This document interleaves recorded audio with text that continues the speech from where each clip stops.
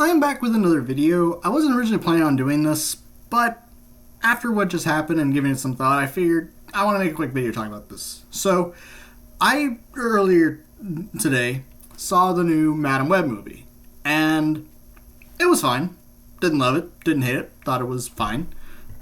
But after thinking about it a little bit, I kind of had some thoughts I want to talk about with something I realized. Part of it is just with superhero movies in general, but then part of it is also bigger MCU problems, and then something specific for related to Madam Web. So, don't really have a script or bullet points. Just going to kind of talk real quick about all this. So, like I said, saw the movie, thought it was fine, but I want to say this. A little backstory about me. One of my favorite shows when I was a kid, and I mean like under 10, was the 94 Spider-Man cartoon, and that's how I got introduced to Madam Web.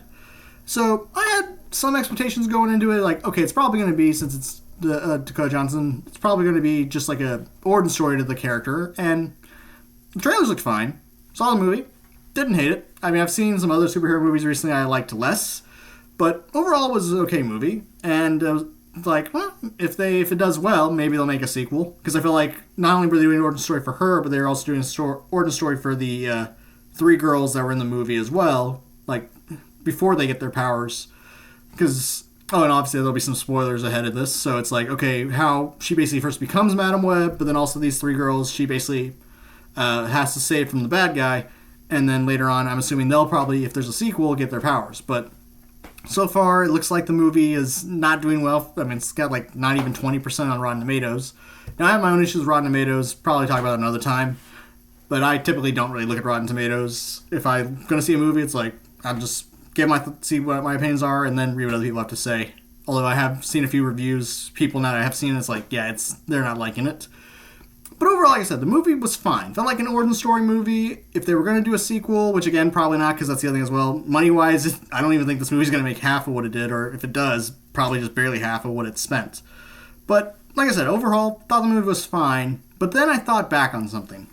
So I've seen the two Venom movies, and both of them were fine. Again, didn't love them, didn't hate them, thought they were fine.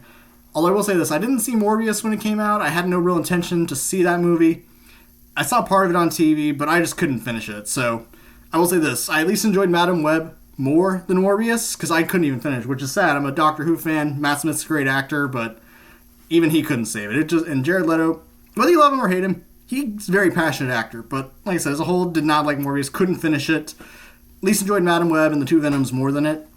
But this leads to the first of those problems I was saying. And I was watching with my best friend, and near the end of the movie I said, and I'm going to almost word to word what I told him. It's funny, it feels like Sony's trying to do a Spider-Man universe without Spider-Man.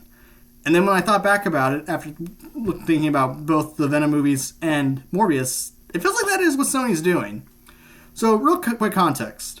Most of the movie takes place in the year 2003. And the subplot is Ben Parker, who's her Web's co-worker, obviously Uncle Ben. You see his sister-in-law is pregnant with Peter. Now, they never say Peter's name, and my friend said they probably can't say Peter's name because they don't have the rights to Peter. And then that's what made me think this. Sony used to have the rights to Spider-Man, like all of Spider-Man. The Tobey Maguire Spider-Man movies, the Andrew Garfield Spider-Man movies, that was Sony with association with Marvel.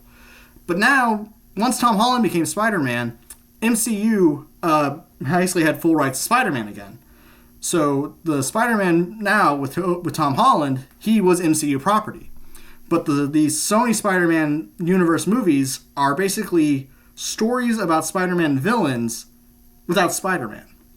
And like I said, when my friend said the thing, because it's like, we know that's Peter, they just never can say his name, and then that's what made me, again, go back to that thought. Sony is still trying to make their own cinematic universe with Spider-Man villains. I feel like that's what they're trying to do. But I don't think that's going to work. And again, 3 of the 4 movies I've seen, I do like. Morbius was the only one I didn't like. But this is the comparison I also thought about after my friend said that. I thought about it for a little bit. Imagine, since we know the DC is also going to start like another new continuity with James Gunn, but imagine if, say, they tried to do a Batman cinematic universe movie without Batman. It could be about the Joker, an origin story of the Joker, or the Riddler, or the Penguin. And yeah, they technically kind of did that with Joker. But here's the thing. Imagine trying to establish a universe of Batman villains without Batman. There's only two ways you can go. One, you kind of have them be kind of like an anti-hero route, but it wouldn't really work in the long run because they're villains. Even if you're doing origin story for the villains, they got to be villains. And if you leave Batman out, it doesn't work because then it's like, we're not really supposed to sympathize with these guys, they're villains. The only option would be to introduce other heroes besides Batman, but to fight them when they do become villains. But that doesn't work either because, again, they're Batman's villains.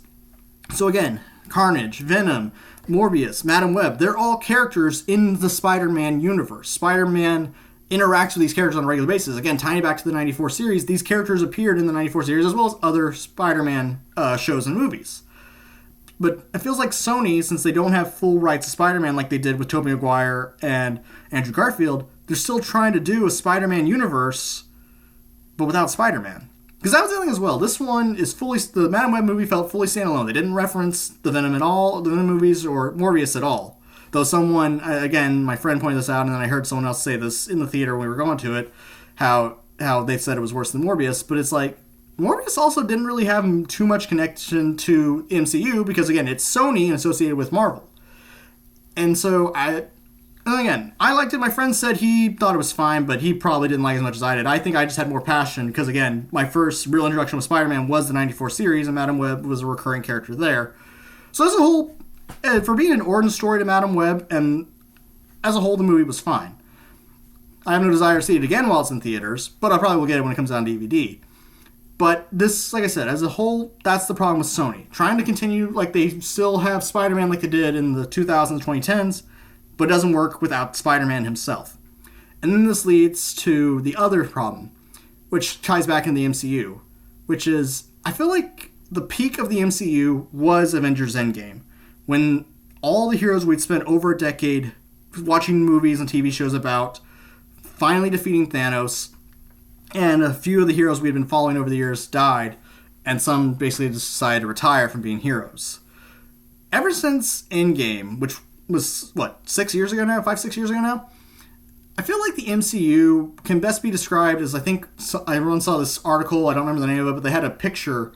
It was showing like the MCU individual heroes like on a chart that was going up, up, up, and then right after Endgame, it just kind of nosediving down. I don't remember if it was approval, if it was financial, I don't remember exactly what it was. But basically it was saying the MCU pretty much peaked with Endgame. And I think that's part of it.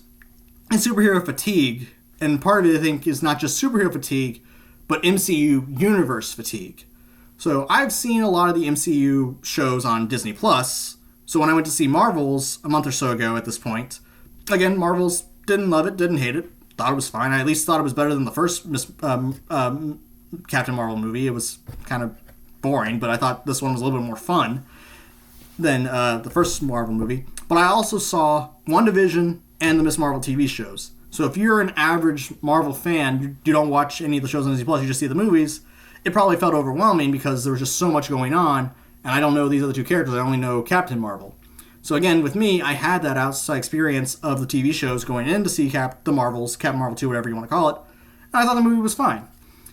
But I think that's the problem, and again, other people have probably done videos on this on YouTube better than I could. I feel like since Endgame, now that we achieved the goal that had basically been around since Phase 1 of the MCU, which was defeating Thanos, Marvel as a whole, I wouldn't say it's directionless, but I feel like they don't really have another big Endgame goal in mind, like Endgame. I mean, they were originally going to go with Kang the Conqueror, but I'll say this, I enjoyed the Marvels more than Ant-Man 3.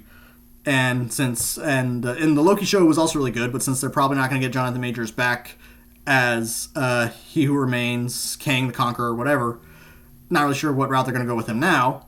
I do know that the new Fantastic Four movie with Pedro Pascal as Mr. Fantastic is going to come out, but it looks like it's going to be set like in the 60s. So it's like, are they going to try and bring him to the future, kind of similar to what they did with Captain America? But then it's like, oh, well, now you're just kind of repeating what you already did with Captain America.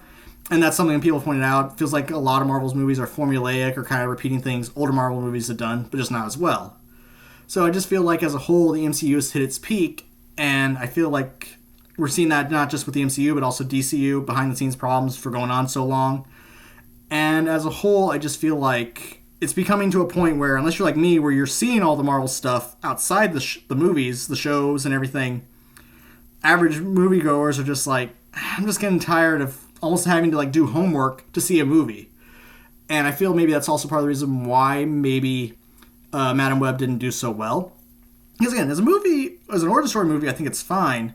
But I knew a lot about the character going into it. My friend, he didn't, and that's probably the reason why he didn't like it as much. Because Madam Web's not as well known. Even a lot of more modern Spider-Man shows don't really feature Madam Web as much. So if people have to do their own individual research on a character before they see a movie, and then the movie isn't that well, then they're probably not going to want to continue to be invested in it. And I feel like that's a problem now with MCU, DC. Hopefully they'll resolve it with the new continuity, and now also tying it back in to Sony. You're trying to introduce so much of the universe because the comics went on for decades, but it's like people are just overwhelmed with all this information that it's just not working in 2.5 hour movies anymore. And even with the TV shows, some of them work better than others. Like I just, like I said, this is just kind of like my initial thoughts. I've been thinking about it for a couple hours, and I just want to do a quick video on it. It wasn't originally something I wanted to talk about, but I wanted to at least kind of just share my thoughts. So long story short, Madam Web was okay. Didn't hate it. Still liked it better than Morbius. But as a whole, Sony's route trying to do Spider-Man-less Spider-Man universe movies isn't working. Still enjoying MCU properties as a whole, but again, I just feel like if you're an average moviegoer and you don't know all the shows, and I feel like they're putting more attention to the shows than the movies now, that's why the movies aren't doing as well as they could be doing. And I just think overall there is this superhero fatigue, because I was, 12, 13 maybe when Iron Man 1 came out? So over half my life has been with the MCU. And I just feel like there's a lot of people that are like, yeah, it's just gone on too long. And even when something's not officially MCU, like Madam Web, they're just not getting overly hyped for it anymore. If, say, the Venom stuff, Venom, Morbius, and Madam Web came out maybe a decade ago, earlier in the MCU, and actually had been part of the MCU, probably would have done a lot better financially. But, like I said, this is just my opinions. What did you guys think? Am I totally wrong on this? Do you think, oh no, no, I agree, you're right. There's just so much, and it's just no longer as investable or worth investing in. But yeah, just let me know what you think. Thanks for watching, and have a good day. Like, share, and subscribe, and hopefully I'll get back with more content in the near future. All right, take care.